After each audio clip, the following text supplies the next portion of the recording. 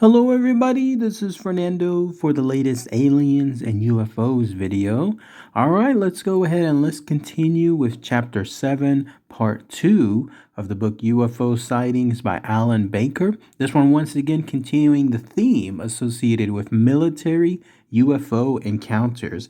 It turns out, actually, this is a shorter chapter. This will actually wrap up this chapter for this go around. And then the next video, we'll go ahead and we'll start Chapter 8. So once again, the theme here is various military UFO encounters. We have already seen some interesting ones associated with some almost dogfights. This one has to do with an apparent landing that occurred with a UFO and some of the other subsequent scenarios that happened afterward. So without further ado, let me go ahead and I'll share this part here. Love to hear what your own thoughts and opinions are, and then I'll give my own as well towards the end of the video. First segment is called the Holloman Landing. So here's what it states. One of the most impressive military encounters with a UFO and its occupants may not have happened at all.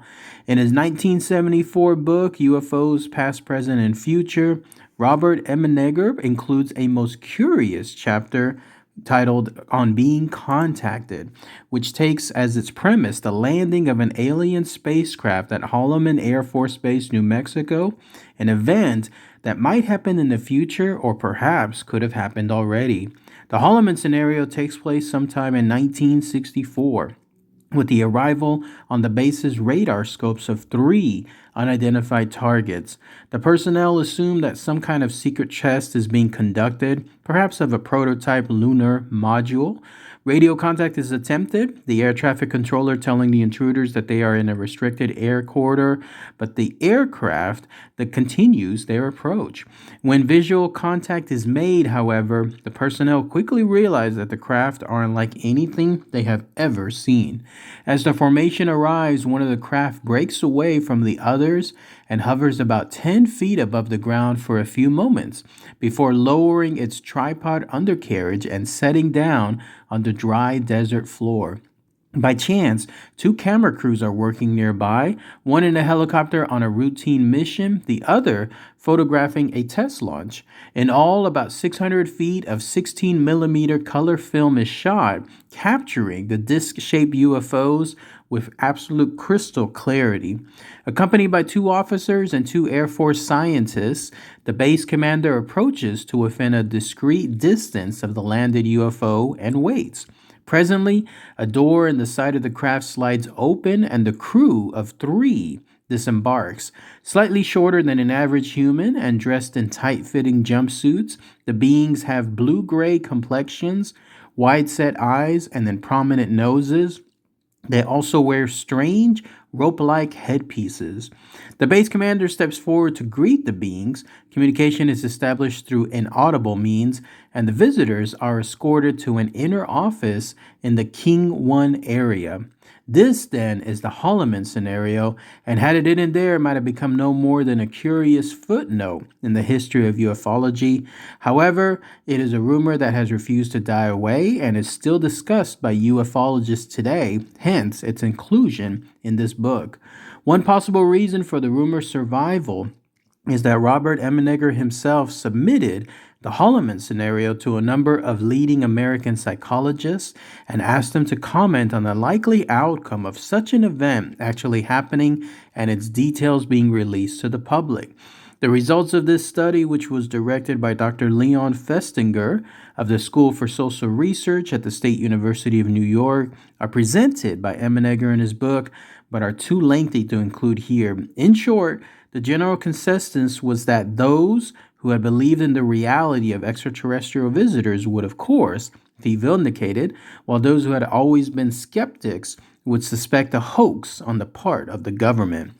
Another interesting aspect of the scenario is related by Ginny Randles in her 1995 book, UFO Retrievals, The Recovery of Alien Spacecraft.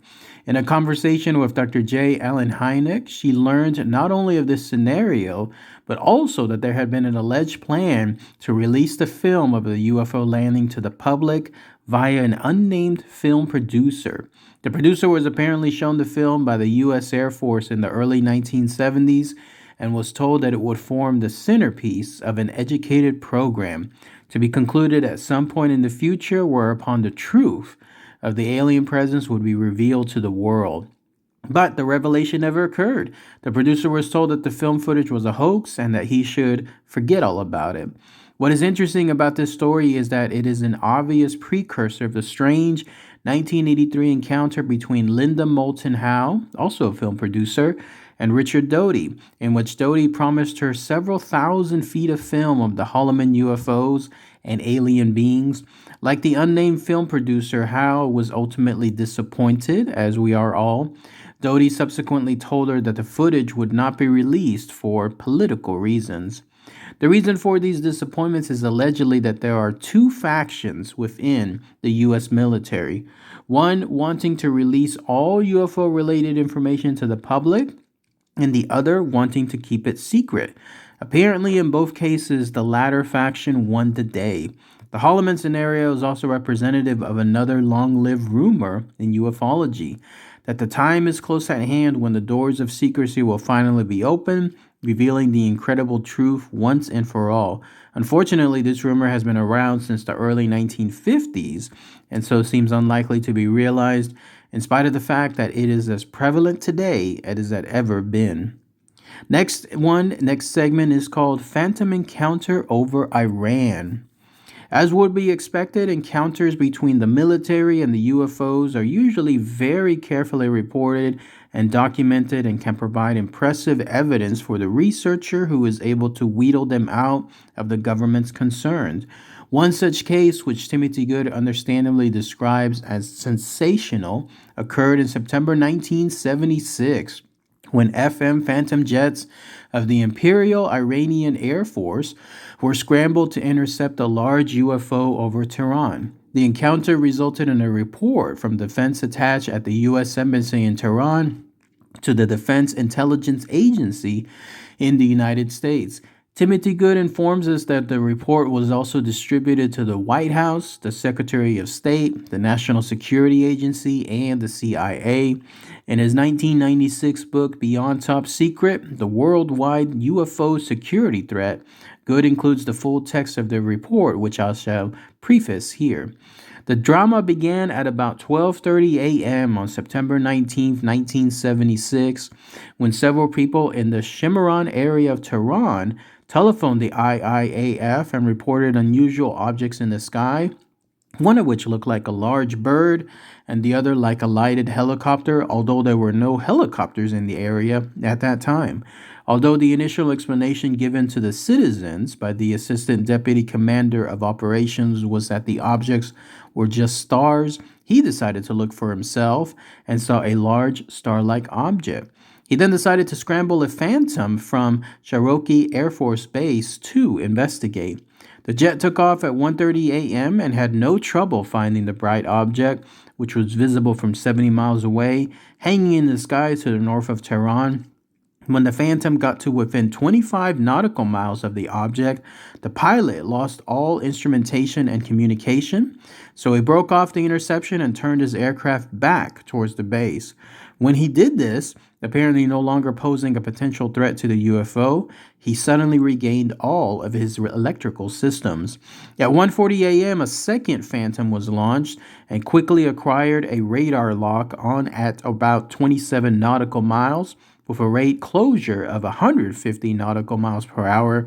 But once again, when the Phantom got to within 25 nautical miles, the UFO maneuvered to maintain that distance between it and the jet.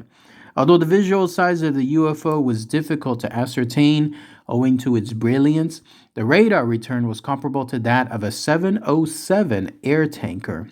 The flashing strobe-like lights were arranged in a rectangular pattern and alternated from blue to green to red to orange at a speed sufficient for them all to be seen at once.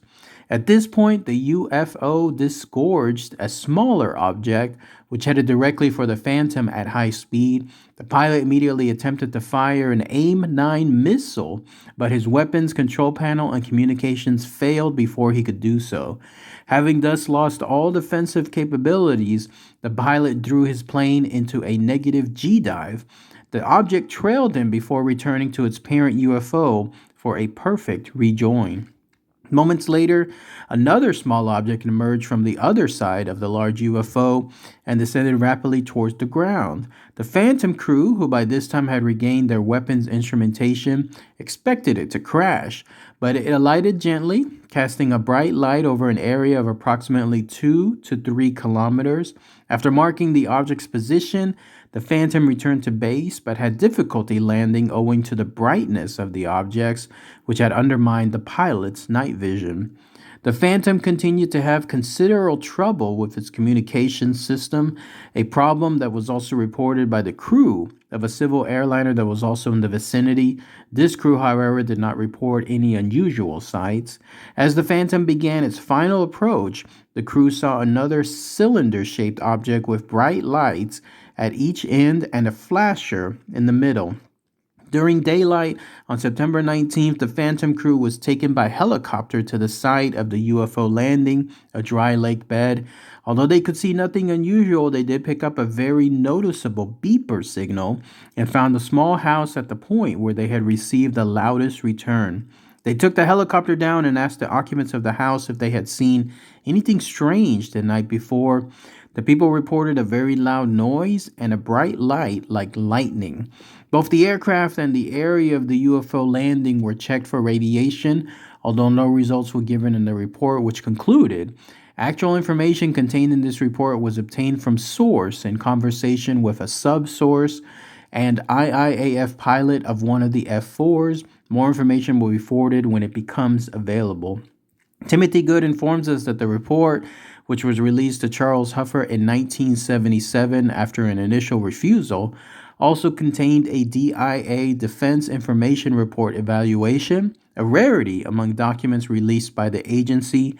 The evaluation concludes, an outstanding report. This case is a classic which meets all the criteria necessary for a valid study of the UFO phenomenon. The object was seen by multiple witnesses from different locations, i.e., Cimarron, Mehrabad Airport, and the Dry Lake Bed, and then also viewpoints, both airborne and from the ground. The credibility of many of the witnesses was high. An Air Force general, qualified air crews, and experienced tower operators. Visual sightings were also confirmed by radar. Similar electromagnetic effects were reported by 3 separate aircraft. There were physiological effects on some of the crew members, i.e., loss of night vision due to brightness of the object, and an inordinate amount of maneuverability was displayed by the UFOs. Subsequent information revealed that just after they had attempted to fire the AIM-9 missile, the Phantom crew had attempted to eject but were prevented by the malfunctioning of the eject buttons. In addition, 25 minutes after the encounter with the Phantoms, the UFO was seen by the pilot of an Egyptian Air Force jet over the Mediterranean Sea, and also by the crew and passengers of a KLM flight near Lisbon. According to Good, Ron Roger of the U.S. Defense Support Program revealed that a DSP nuclear event monitoring satellite picked up signals from an unidentifiable technology over Iran on this night of question. And then the last segment is called An Alien Intrusion at Ellsworth Air Force Base. An extremely unusual event, even by ufological standards, allegedly occurred at about 9:30 p.m. on November 16, 1977, at Ellsworth Air Force Base in South Dakota. The case was researched by the redoubtable Linda Moulton Howe and presented in her 1989 book, An Alien Harvest. According to Howe, the story began when a saucer-shaped object landed just outside the fence around the missile silo on the base. An inner zone alert was triggered inside the silo, whose concrete cap, weighing 150 tons, was closed. 2 security personnel were dispatched to investigate and drove out to Site L-9, where they saw a bright light shining upwards from behind the small hill about 50 yards beyond that fence line. One of those men, whose name was Jenkins, stayed with their vehicle while the other, named Rauke, proceeded towards the hill to investigate the source of the light. As Rauke approached the hill, he was confronted by an individual dressed in a glowing green metallic uniform and wearing a helmet with a visor. The individual walked towards the fence, ignoring Rauke's challenge. When Rocky raised his M16 rifle and again gave the order to stop, the individual pointed an instrument at him and fired a bright flash of light, which instantly disintegrated the rifle and inflicted second and third degree burns to Rauke's hands. After rapidly retreating, Rauke radioed Jenkins, who in turn radioed the situation to Lima Control. Jenkins then went to his colleague and managed to carry him back to their vehicle before spotting two individuals walking through the fence around the silo. After challenging the intruders, Jenkins fired 2 rounds from his M16. The bullets struck one intruder in the back and the other in the helmet, felling them both. Presently, however, both intruders stood up, apparently unharmed, and began firing their own weapons at Jenkins's position. They then fell back behind the hill. When Jenkins followed, he observed them entering a saucer-shaped object about 20 feet in diameter. The craft then began to glow with a greenish light before ascending and disappearing over the eastern horizon. After the craft had departed, site survey teams were dispatched to the site and took radiation readings, recording levels between 1.7 to 2.9 Roentgens. Maintenance teams also examined the missile and warhead and discovered that several nuclear components had been removed. As with the Atlas missile incident at Vandenberg Air Force Base described earlier, if the Ellsworth incident really did occur, then it indicates to two possibilities also discussed with regard to Vandenberg. Either the Ellsworth intruders recognized the missile as a potential threat, or they were curious as to its construction and operation to the extent that they helped themselves to several vital components. Of course, there is a rather unsettling aspect to the Ellsworth incident, and that the intruders were quite prepared to use apparently lethal force against the human witnesses. And then that's it. That's everything associated with this chapter. Once again, this is the end of Chapter 7, Military UFO Encounters, from the book UFO Sightings by Alan Baker. Let's go ahead and let's talk about that here. First segment, that Holloman landing. Interesting, right? It was almost like it's a ruse. There's the idea there that with that landing that occurred, that it might never had actually occurred. That in other words, it did happen, but it was going to be something fake. Like it was something done by the government to then release, quote unquote, an official education program about UFOs, and then maybe try to have people, I guess, distracted over it, or maybe release it to point people to another direction, or maybe actually have UFO landing, like a real one that did occur, was filmed, and then was released afterward, and so on. Obviously, none of that ever occurred. None of the footage was ever released. Apparently, this is just associated with hearsay. So it makes you wonder again, how real was this encounter? And if it was real, how much of it was blocked in terms of it being released? Or if it wasn't real, how much of it was fake? If even including to the point that it was being used almost like as a Hollywood production to throw people off. Crazy scenario, but I can see it happening at certain points.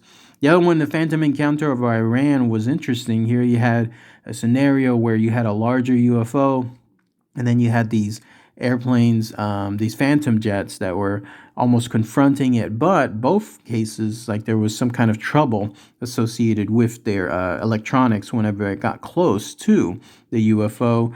And then you had that situation with the smaller objects coming out of the UFO and then also having something else occur too. Somewhere near vicinities, including the pilots themselves who could no longer get night vision for, or have that appropriate night vision for the nighttime or for their flying afterward. I'm wondering too about that house where that UFO landed somewhere nearby, some dry lake bed. I wonder what happened to there at that location, because apparently that was pretty close, in other words, to that house. And so those people that were there would have had a very unusual experience associated with that. And then the last segment was the one, an alien intrusion at Ellsworth Air Force Base. Talk about a big one here. Here you had a scenario where something landed. Then you had some individuals, as they were called, dressed in glowing green metallic uniforms, and then a visor, and then they were walking straight through the silo. And then in one case, they actually walked through, keyword through, an actual fence. So they didn't jump over it, they didn't fly over it. Kind of like the T-1000, they pretty much walked through the fence as well. And then you had that little gunfight actually between some of those soldiers, and then you had the bullets actually striking the aliens themselves. And then they had a disintegrator ray of some sort that caused the gun to be just completely completely turned to ash, and then this involved second and third degree burns to one of the soldiers' hands. Crazy situation. Never heard of that one before. I might have to definitely talk about that soon. Let me know what you guys think, though. Post your thoughts and ideas in the comments below. All right, everybody. Thanks again as always. Take care.